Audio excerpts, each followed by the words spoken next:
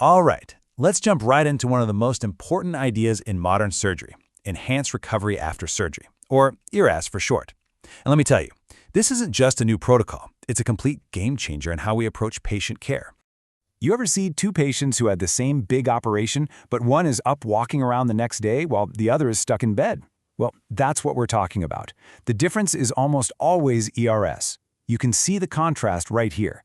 So how do we get all our patients on that fast track to recovery? Let's think like safe surgeons together. So what exactly is ERAS? Well, first off, it's not just one single thing. It's a whole system, a complete playbook that brings together different teams and many small evidence-based steps. And the main goal? To reduce the massive stress that surgery puts on the body, which in turn helps our patients get back on their feet and back to their lives so much faster. And does it work? Oh yeah. The results are incredible. When you have a solid ERAS program, you see shorter hospital stays, way fewer complications, it costs the system less money, and, most importantly, patients recover their normal function quicker. It's a win for the patient, a win for the hospital, it's just a win all around. To really get it, we're going to break ERAS down into its 4 phases. And we're starting at the very beginning, the pre-admission phase. This is all about setting the patient up for success long before they even pack their bag for the hospital. Now, what's so cool about this is that the work starts weeks before surgery. We call this prehabilitation. We're not just waiting around, we're actively getting the patient into the best possible shape.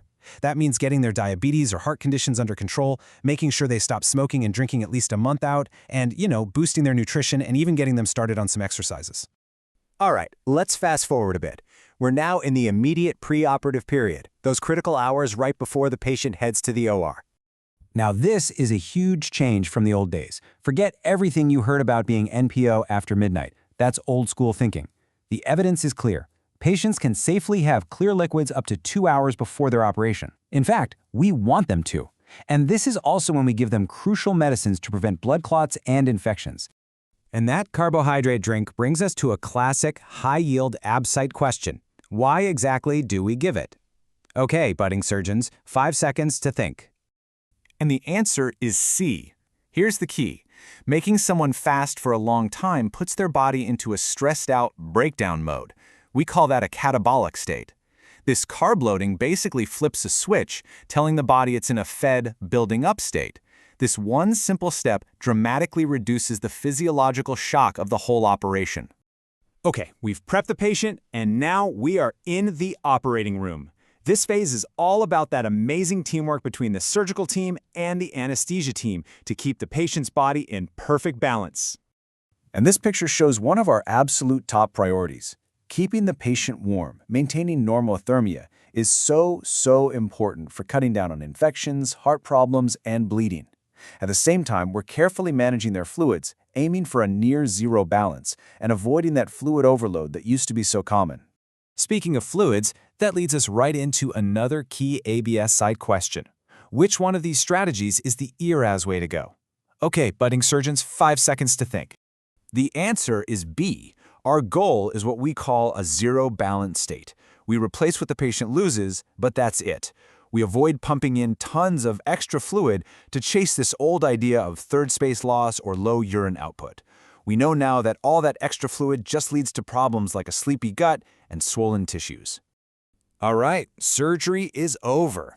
But the work of ERAS is definitely not. The post-op phase is all about actively getting the patient back to their normal function as quickly and as safely as we can. And just look at how active this is. We're getting patients eating and drinking the same day or the next morning. We get them out of bed and walking. We're pulling out tubes and IV lines as soon as they're not absolutely necessary. And we're managing their pain without relying on heavy opioids. The whole point is to get the body's systems working normally again, ASAP.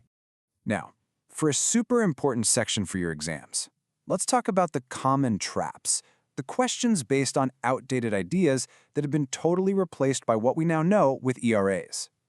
This slide right here is your cheat sheet for not getting tricked. The old way's on the left, the smart, evidence-based ERAS way is on the right. Starving a patient until they pass gas? Nope, we feed them early. Putting in an NG tube on everyone? Nope, we avoid them. Flooding them with saline? Nope, balanced fluids. Just remember these differences. Safe surgeons think ERAS. Now, here's a crucial point. You can't just cherry-pick a few parts of ERAS and expect to see these amazing results. It doesn't work that way. The data shows a clear dose-response relationship. You have to have high compliance. We're talking over 70 to 80% of the protocol to really see that big drop in complications. You have to be all in. Being all in means you've got to master these core principles. So let's lock them in with a final rapid-fire review of the absolute must-know pearls for your exam. Get your phone out. You're going to want to screenshot this next slide. Here you go. Modern fasting. That's clears up to 2 hours before plus that carb drink. The new default is NO routine and G-tube, and yes to early feeding and walking. It's balanced fluids, not drowning them in saline. And remember, putting it all together with high compliance is what gives you fewer complications and gets your patients home sooner. And that is your high-yield rundown of enhanced recovery after surgery. Keep these ideas in mind, not just for your exams, but for every patient you take care of. Let's think like safe surgeons together. And for more exam-ready clips just like this one, make sure you subscribe.